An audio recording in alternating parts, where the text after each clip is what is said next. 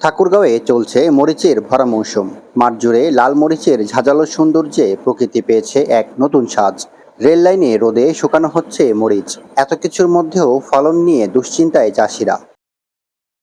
উৎপাদন সামগ্রীর দাম বাড়ার পরেও বাজারে কাঙ্ক্ষিত দাম পাচ্ছে না তারা। ফলে লাভ নিয়ে শঙ্কায় মৌসুমী চাষিরা। চাষে আগ্রহ হারাচ্ছে মরিচের, ঝুঁকছেন অন্যান্য ফসলের আবাদের দিকে।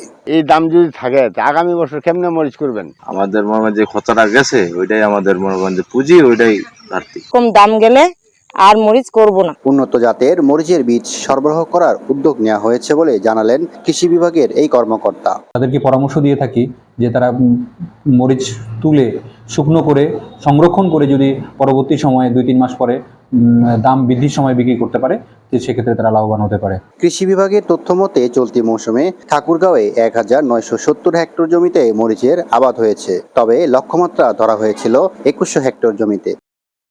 নাহিদ রেজা, বৈশাখী সংবাদ, ঠাকুরগাঁও।